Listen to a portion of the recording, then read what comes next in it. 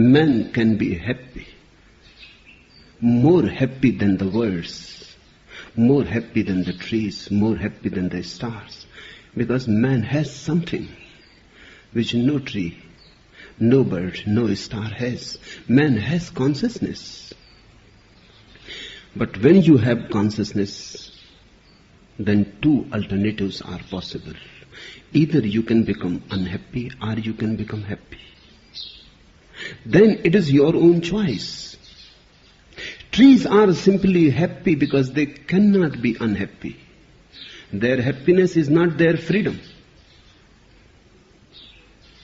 They have to be happy. They don't know how to be unhappy. There is no alternative. These birds chirping in the trees, they are happy. Not because that they have chosen to be happy.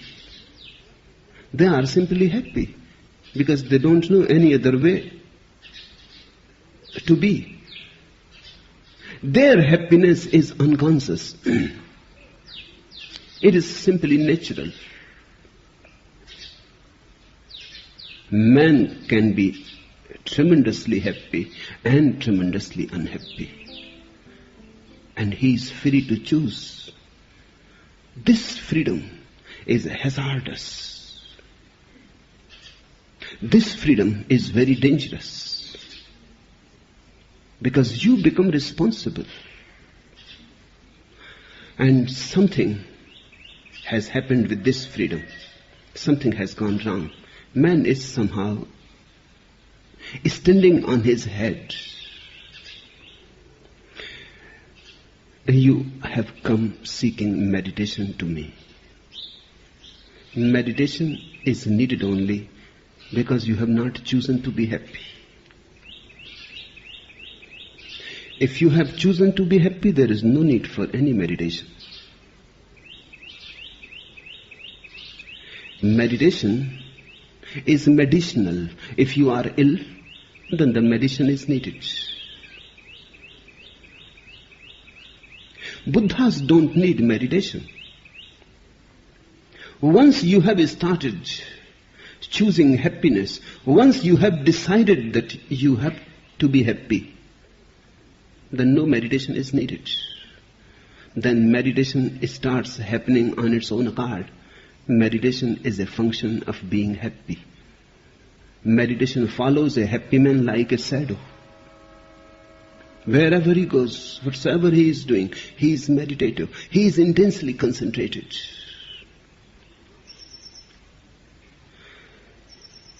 The word meditation and the word medicine come from the same root. That is very significant. Meditation is also medicinal. You don't carry bottles of medicine and prescriptions with you if you are healthy. Of course, when you are not healthy, you have to go to the doctor.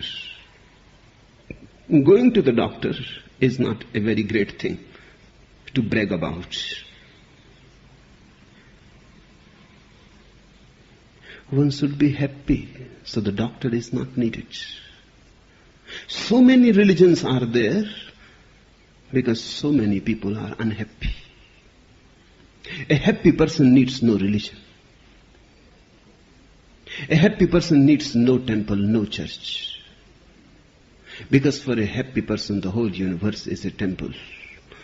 And the whole existence is a church. The happy person has nothing like religious activity because his whole life is religious. Whatsoever you do with happiness is a prayer. Your work becomes worship. Your very breathing has intense splendor to it, a grace. Not that you constantly repeat the name of God. Only foolish people do that. Because God has no name. And by repeating some assumed name, you simply dull your own mind. By repeating His name, you are not going to go anywhere. A happy man simply comes to see God is everywhere. You need happy eyes to see Him. What has gone wrong? I have heard about a man who became very famous in Germany. Even today his statues are there. And some squares and some streets are still named after him. His name was Dr. Daniel Gottlieb Schreber. He was the real founder of fascism. He died in 1861. But he created the situation for Adolf Hitler to come. Of course, unknowingly. This man had very pronounced views on how to bring up children. He wrote many books. Those books were translated in many languages. Some of them went into 50 editions. His books were loved tremendously, respected tremendously, because his views were not exceptional. His views were very common. He was saying things which everybody has believed down the centuries. He was the spokesman for the ordinary mind, the mediocre mind. Hundreds of clubs and societies were set to perpetuate his thoughts, his ideas. And when he died, many statues were installed. Many streets around the world were named after him. He believed in disciplining children from the time they were 6 months old. Because he said, if you don't discipline a child when he is 6 months old, you will miss the real opportunity of disciplining him. When a child is very tender and soft, unaware of the ways of the world, make a deep imprint, then he will always follow that imprint. And he will not even be aware that he is being manipulated. He will think he is doing all this of his own will. Because when a child is 6 months old, he has no will yet. The will come later on. And the discipline will come first, then the will. So the will always think, this is my own idea. This is corrupting a child. But all the religions of the world, and all the demagogues, and all the dictatorial people of the world, and all the so-called gurus and the priests, they all had believed in doing this. This seems to be the basic cause why man is unhappy. Because no man is moving freely. No man is sensing, groping his path with his own consciousness. He has been corrupted at the very root. But he called it discipline, as all parents call it. He believed in disciplining children from the time they were 6 months old in such a way that they would never after question their parents and yet believe that they were acting of their own free will.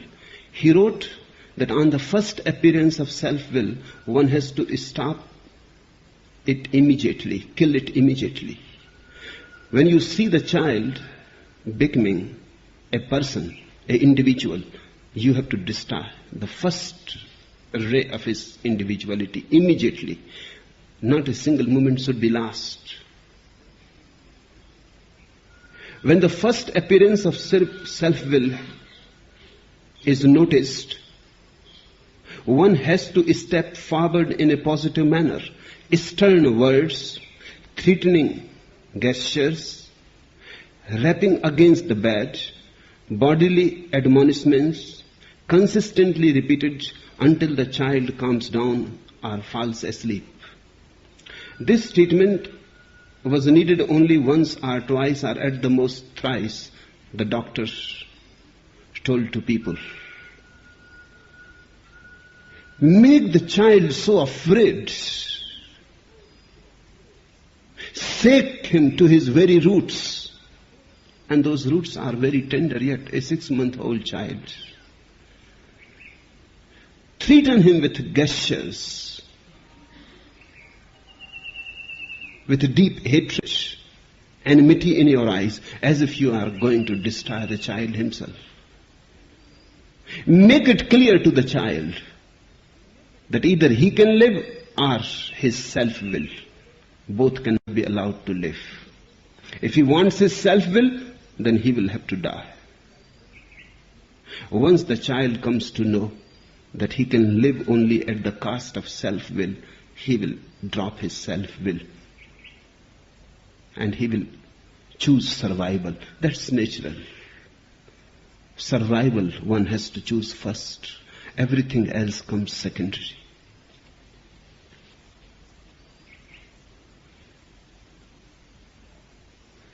And then one is master of the child forever. From now, a glance, a word, or a single threatening gesture is sufficient to rule the child. What happened to his own children? Nobody bothered. Everybody liked the idea. Parents all over the world became very enthusiastic, and everybody started trying to discipline their children. And that's how, according to Sreber, the whole Germany was disciplined. That paved the way for Adolf Hitler. Such a beautiful country, intelligent, became a victim of a fool who was almost mad, and he ruled the whole country. How it was possible? It is still a question which has not been answered. How he could rule so many intelligent people so easily with such foolish ideas? These people were trained to believe. These people were trained not to be individuals. These people were trained always to remain in discipline. These people were trained that obedience is the greatest virtue. It is not. Sometimes it is disobedience which is the greatest virtue. Sometimes, of course, it is obedience. But the choice has to be yours. You have consciously to choose whether to obey or not to obey. That means you have consciously to remain the master in every situation, whether you obey or you disobey. What happened to his own children? Just now, the whole history of his children has come into light. One of his daughters was melancholic, and her doctor suggested putting her in a mad asylum. One of his sons suffered a nervous breakdown and was institutionalized. He recovered, but 8 years later had a relapse and died in a madhouse. Another of his son went mad and committed suicide. And the autopsies of both the sons proved that there was nothing wrong physically with their brain. Still, both went mad. One died in a madhouse, another committed suicide. What happened? Physically, their brain was perfect, but psychologically, they were damaged. This mad father damaged all of his children. And that is what has happened to the whole humanity. Down the centuries, parents have been destroying people. They were destroyed by their parents, and so on and so forth. It seems a chronic state. Your parents were not happy. Whatsoever they knew made them only more unhappy and more unhappy. And they trained you for it. And they have made a replica of themselves in you. Arthur Koestler has coined a beautiful word for this whole nonsense. He calls it Bapu-cracy. Bapu means father. It is an Indian term. Indians used to call Mahatma Gandhi Bapu. This word Bapu-cracy is perfect. India suffers more than any other country from Bapu-cracy. The Indian leadership is still suffering from their Bapu, Mahatma Gandhi.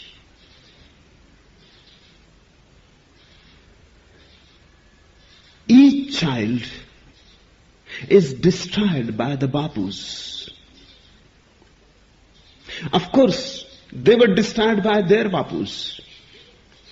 So I am not saying that it is their responsibility. It is an unconscious, chronic state that perpetuates itself. So there is no need of complaining against your parents. That is not going to help. The day you understand, you have to consciously drop it and come out of it. Be an individual if you want to be happy. If you want to be happy, then start choosing on your own. There are many times you will have to be disobedient. Be. There are many times you will have to be rebellious. Be. There is no disrespect implied in it. Be respectful to your parents. But remember that your deepest responsibility is towards your own being. Everybody is dragged and manipulated. So nobody knows what is one's destiny. What really you always wanted to do, you have forgotten. And how you can be happy. Somebody who could have been a poet is just a money lender. Somebody who could have been a painter is a doctor. Somebody who could have been a doctor, a beautiful doctor, is a businessman. Everybody is displaced. Everybody is doing something that he never wanted to do. Hence unhappiness. Happiness happens when you fit with your life. When you fit so harmoniously that whatsoever you are doing is your joy. Then suddenly you will come to know meditation follows you. If you love the work that you are doing, if you love the way you are living, then you are meditative. Then nothing distracts you. When things distract you, that's simply so that you are not really interested in those things. A real person takes the courage to move with things that make him happy. If he remains poor, he remains poor. He has no complaint about it. He has no grudge. He says, I have chosen my way. I have chosen the cuckoos and the butterflies and the flowers. I cannot be rich. That's okay. But I am rich because I am happy. This type of man will never need any method to concentrate, because there is no need. He is in a concentration. His concentration is spread all over his life. 24 hours he is in a concentration. Man has gone completely topsy-turvy. You forget the intrinsic values of your life, your happiness, your joy, your delight.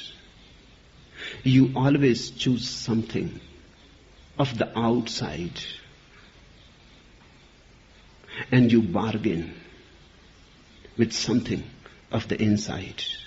You lose the within and you gain the without. But what you are going to do, even if you get the whole world at your feet and you have lost yourself, even if you have conquered all the riches of the world, and you have lost your own inner treasure. What you are going to do with it?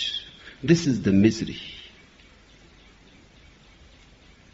If you can learn one thing with me,